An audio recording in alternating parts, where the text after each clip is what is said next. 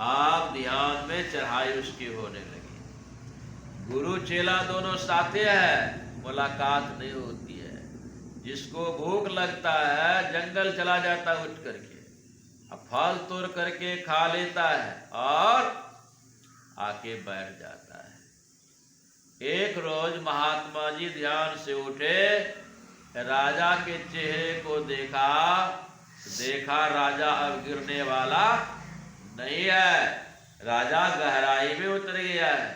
महात्मा जी अपने योग बल से उसका ध्यान तोड़ देते हैं और कहते, राजन तुम तो सोना के लिए ध्यान कर रहा था ना, जाओ घर, जितनी गाड़ियां लोहा लानोगे सब सोना बना दूंगा। राजा महात्मा जी के चरणों में गिर गया और कहा, बाबा अब मैं खुद सोना हो गया, अब मुझे सोना नहीं चाहिए। क्या मिल गया राजा को? सुख।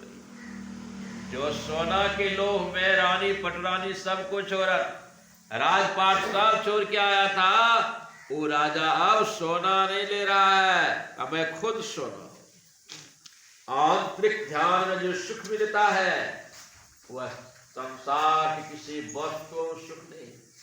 वह सुख राजा देख लिया और कह रहा मैं खुद सोना हूं। भगवान बुद्ध अपने मौसेरा भाई के यहाँ सत्संग करने गए, वो भी राजा था। सत्संग भंडारा हुआ, सत्संग समाप्त हो गया। अब भगवान बुद्ध की विदाई होनी है।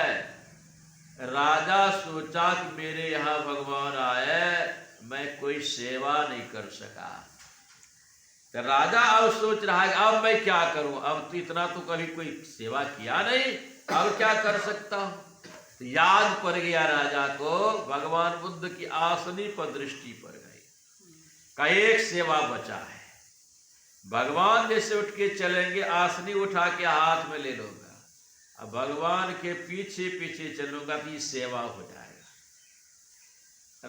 महात्मा भगवान बुद्ध जैसे उठे, राजा आसनी चपोत करके हाथ में ले ली, अब भगवान बुद्ध के पीछे पीछे चलने लगे।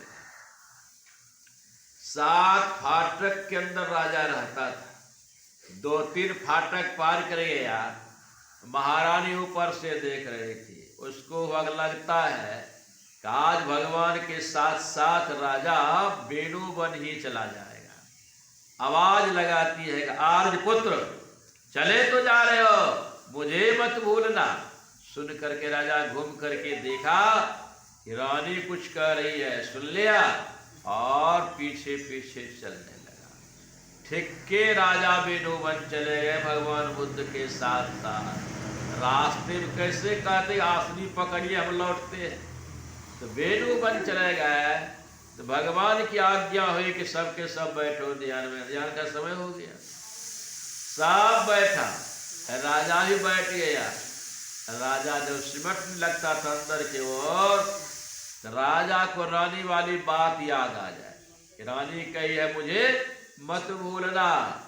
तो राजा को हो रहा है कि ध्यान में नीचे उतर जाऊंगा अंदर तो रानी छूट जाएगी। तो राजा उतला उठा, ना ये काम हमसे नहीं होगा, बोल उठे।